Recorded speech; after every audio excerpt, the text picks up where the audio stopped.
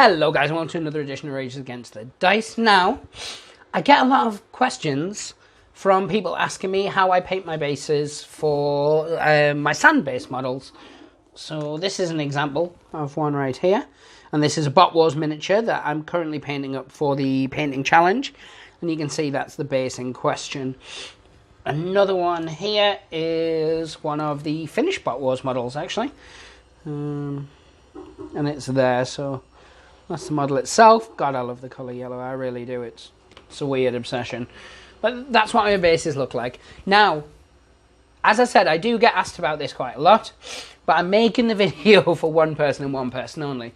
And that is Liam. Liam from our group, of course. You know him. We call him Cyclops because of his Cyclops-like vision. And he's the one who has tentacles that I have to superimpose out. You know the guy. But anyway, normally I would show him this technique in person. But because, you know, lockdown, etc., and because we're looking for content, I'm doing it as a video. So, if you've got the Games Workshop app, or the Citadel painting app, it gives you a very basic version of how to do this on there. And that's all it is. There's no special technique or anything to it. First thing I do is I put Armageddon Dunes on a base, like that. Or if it's I don't think I have one.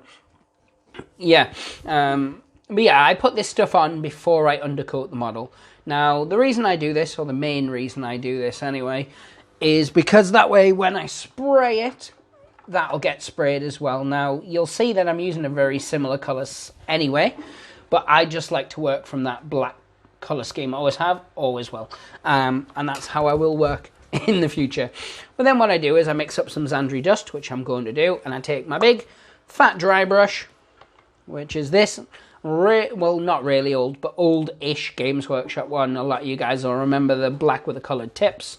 These were my favourite series of Games Workshop brushes, and I miss them so. Games Workshop, bring them back for daddy. That got creepier than I thought. Right, you can hear, obviously, we've got the washer running in the background. Sadly, with lockdown, we're all in a kind of a frenzied state of weirdness, so I'm currently washing some clothes because that's a thing that I do. Now, of course, if you're painting the base with a miniature on, you're probably not going to use the large dry brush. You're probably going to use something different, smaller dry brush or anything like that. I'm actually using this just because it's a really thick brush and it'll get the paint on there quicker. I'm just going to mix some up, so I tend to go 1 part water for this, and just less than a part. So I want it to be slightly waterier, is what I'm saying.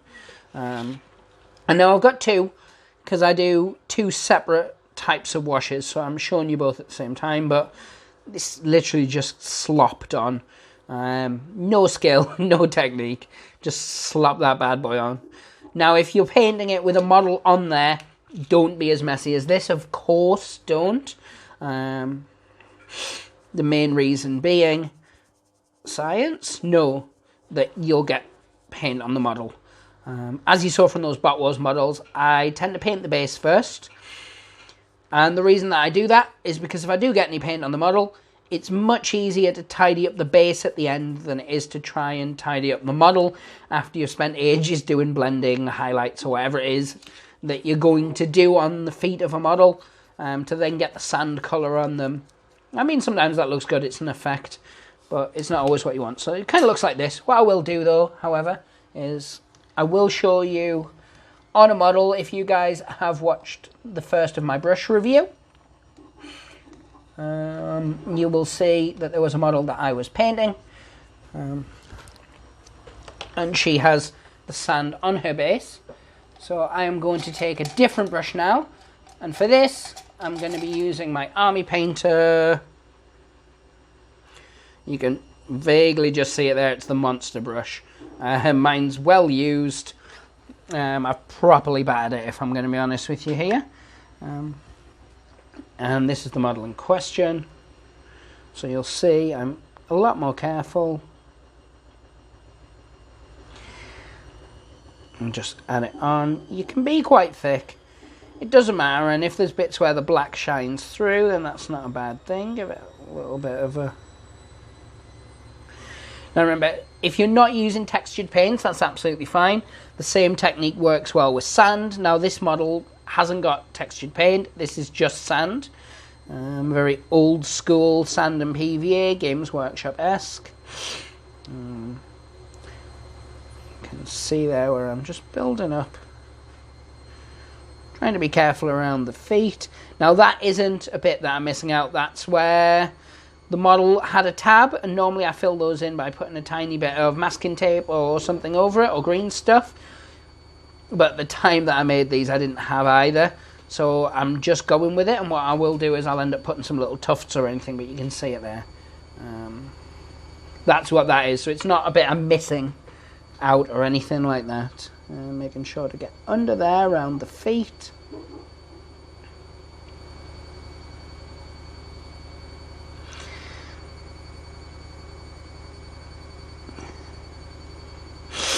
Yeah, being as sloppy as you like with it, because that's absolutely fine, but it kind of looks like that, or these. Now what I'm going to do is I'm going to give these a second coat.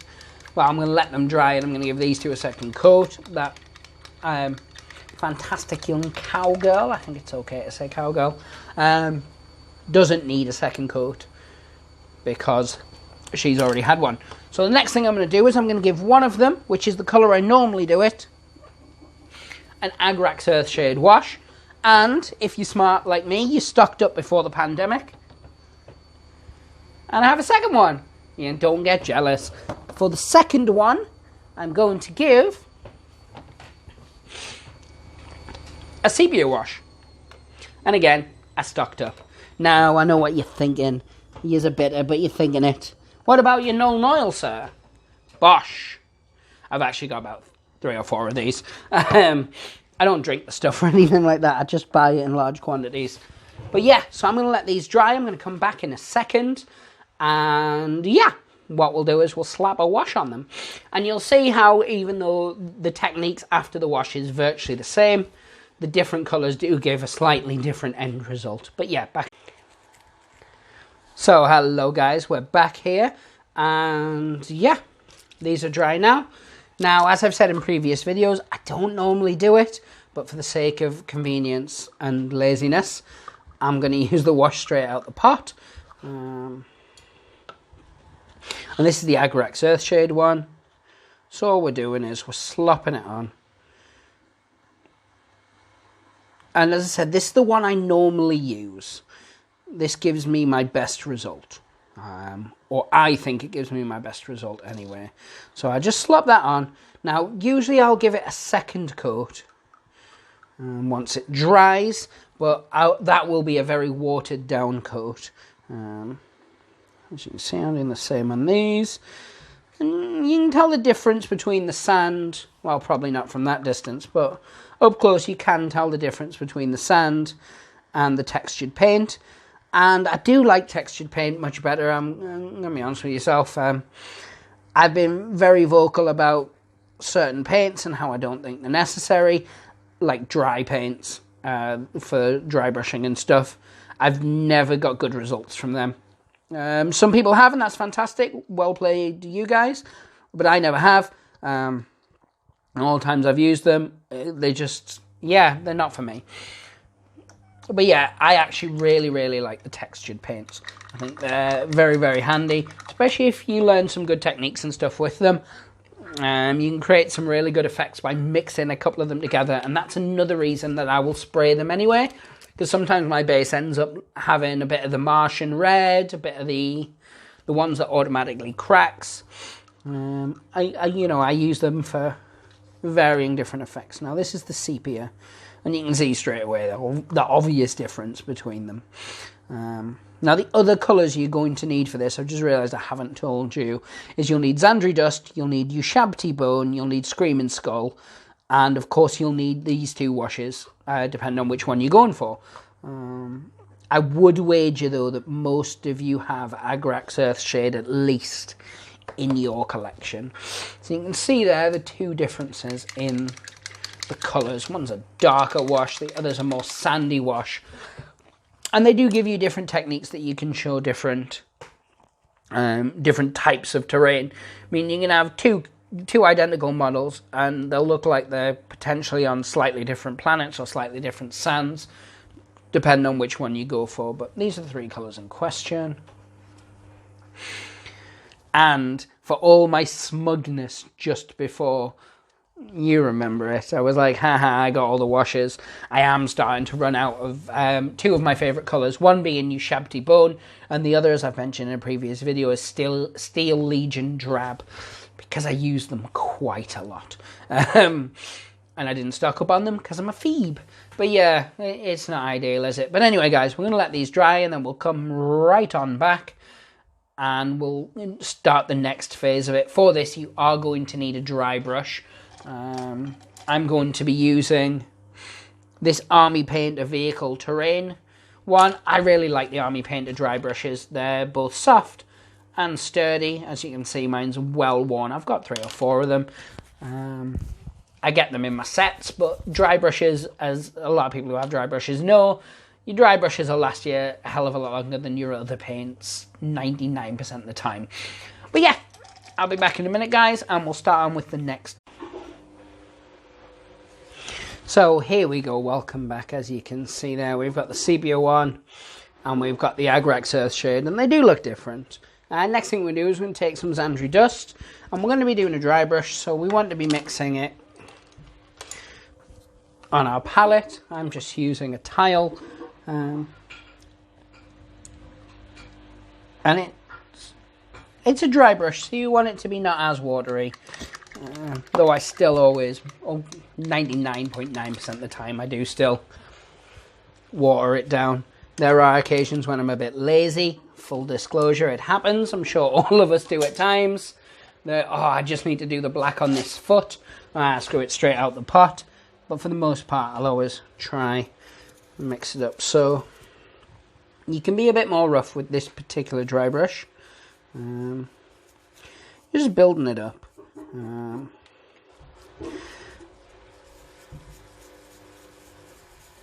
And this, if you're just working on just a base, the circling technique is really good for it. If not, obviously you're going to be a little more careful. Just dusting it.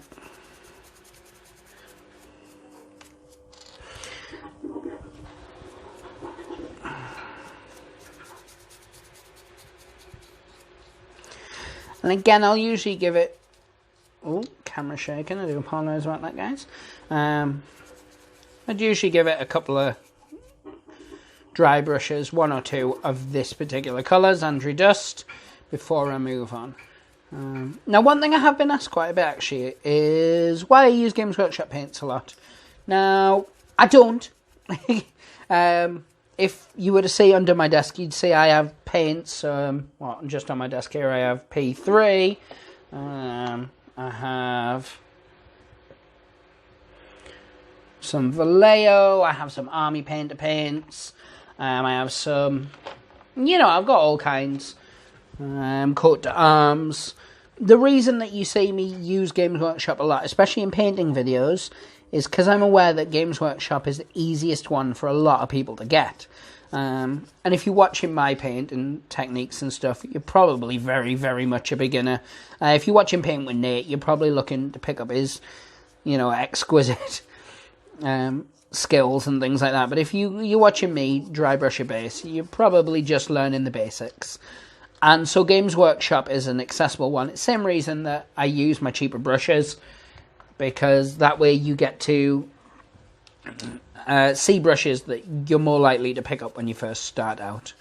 And that's the difference. Paint with Nate is much more...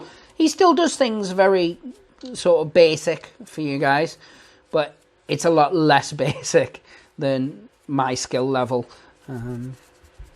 Because he's a much better painter than me. I'm not ashamed to admit that. Next thing we do is Ushabti. And as I said, my Ushabti is running low. So with this, full disclosure, I don't have to water it down, because I've had to water my paint down in the pot just to get it usable. That sounded like a flex or a brag, but it's not. It's just a sad state of affairs. So again, just going around, just picking it up, So,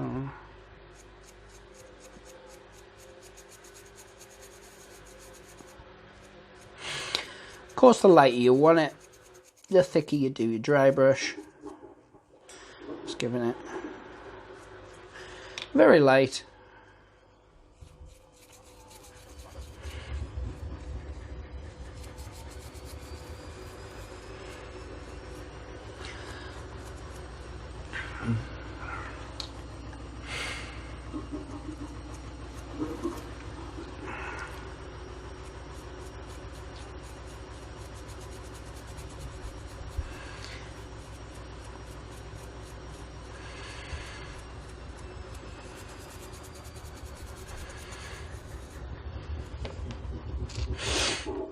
You can see the two differences. I'm just going to do my sexy little cowgirl, who's too crazy for a guy like me. And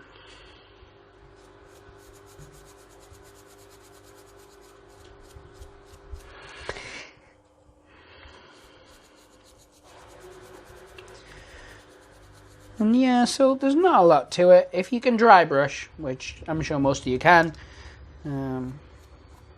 it's very, very simplistic. You're just picking up the edging, picking up the raised areas, and then we move on to the final one, which is Screaming Skull. I mean, you can, if you're really so inclined, you could give it like a very, very light white dry brush afterwards if you wanted to. But again, that's at your own discretion. I don't think it needs it. Depends what you're going for, though. But yeah, so with this one, I tend to go 2 coats as well. And again, the thickness that you go for will really dictate what your sand looks like. You can see it there. It actually isn't as bright as it looks on camera.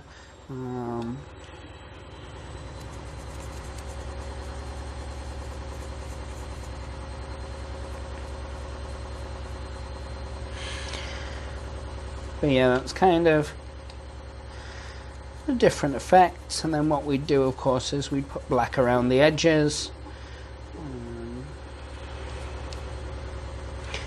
But yeah, the camera's brightened it up. It looks a lot more subtle. I'm not saying it's hugely subtle, but a lot more subtle than it looks on the camera.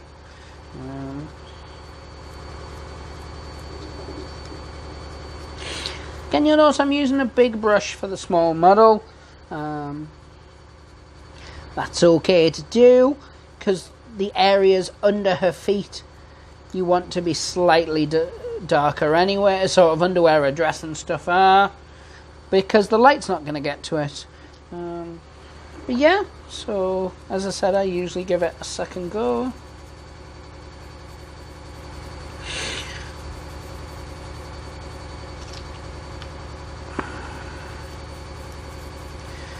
The circling technique's really, really good for scenery and things like that. It was actually shown to me by one of the design studio guys when I still worked for Games Workshop. When he came down and did some scenery for us. Or a guy who worked in head office anyway. He didn't work on the design team, but he worked with the design team. And he helped out with a lot of projects and things like that. But when he came back to our store, he showed us some really, really cool techniques, and that's one of the ones I've showed you today. So yeah, as always, stolen from someone else. But yeah, so here we go now. You can get your black, and again, normally I would mix this up, but I'm being lazy, so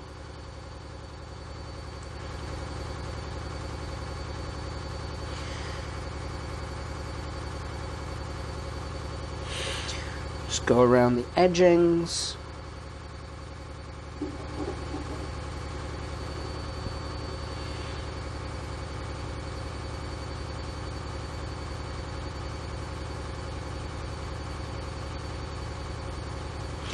Normally you'd be holding onto a model, or you'd have it on like blue tack to something.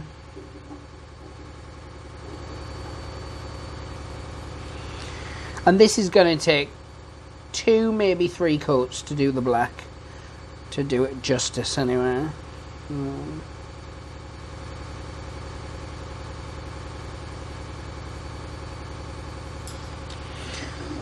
So yeah, it would look like that. Of course it would dry.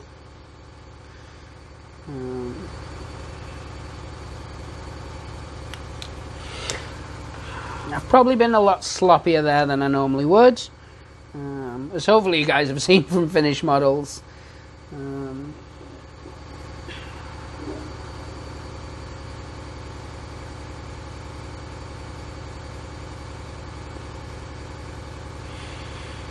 Still getting used to this whole talking while I paint. Usually I'm listening to music or something like that. Throwing a little bit of shawadi waddy. Yeah. No, but I listen to music while I paint mainly, or podcasts. I watch a lot of, for other wrestling fans, I watch a lot of Jim Cornette ranting, and that always makes me happy. Even if I don't always agree with him, I always enjoy listening to him rant.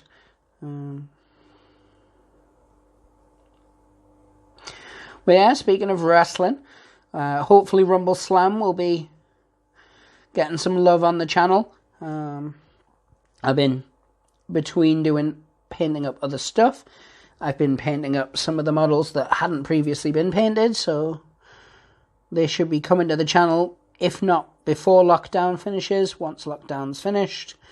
Hopefully you'll only have painted models. Now we're going to be doing a mix, because a lot of people liked when we did the MVP stuff, so it was smaller matches, so it was like a proper wrestling show with 2 or 3 small matches on, and that definitely will come back. Not necessarily in the exact same guys, but certainly of a similar ilk. I just proper flubbed up a bit there.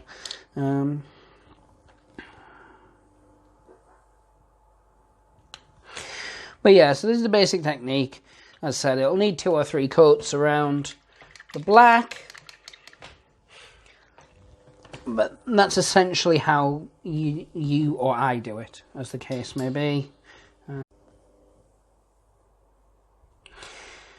I find these easier.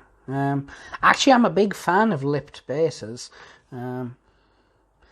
but I guess the Games Workshop nerd in me will always love these type, because these were the bases I grew up with. Well, actually, the first ever models I bought were square bases, of course, because they were Skaven.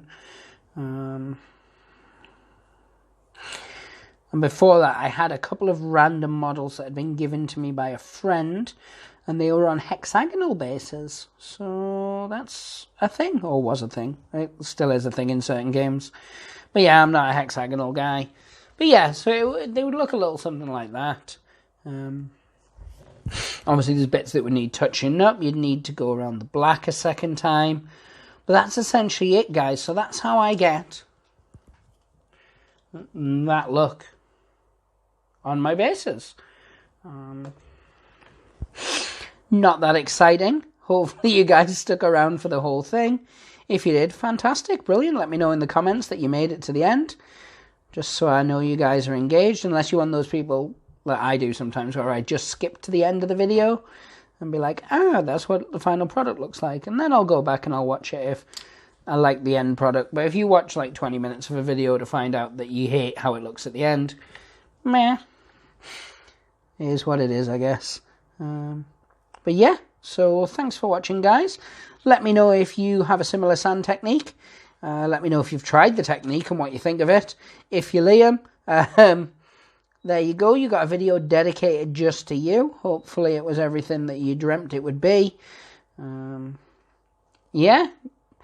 Check out, obviously, the models that were shown in here from Black Scorpion and Bot Wars. So check out both Black Scorpion miniatures if you're into your Western and pirates. And they do some really good fantasy range. A couple of good rule sets as well. And then if you're into your robots, whether they be in disguise or not, go check out Bot Wars. They're currently running a Kickstarter. I've currently done 3 separate videos on it, and each time scrapped them because things keep changing on the bloody Kickstarter. As it evolves and people get more interested and people ask for certain things, Anthony's very accommodating. And so the Kickstarter keeps changing to kind of meet demand. But it's really frustrating because I make a video and then within an hour of doing it, that video's out of date. Hopefully there'll be a couple go up. If not, I have been mentioning it in other videos and things like that. But yeah, guys, give us a like, give us a subscribe, share us with friends. If it's the first one of our videos you've watched, hopefully it didn't suck so bad that you're never going to watch another. Go check out some of our other things we cover. Bot Wars, Judge Dredd, Carnivale, Rumble Slam, The Walking Dead All Out War, Drop Fleet, Drop Zone, Warhammer Fantasy, Warhammer Age of Sigmar. We cover a lot of stuff. But if you don't check out anything else, check out Burrows and Badgers, because I love Burrows and Badgers. Yeah, guys, pray to the dice gods, hope to smile upon you, and take care.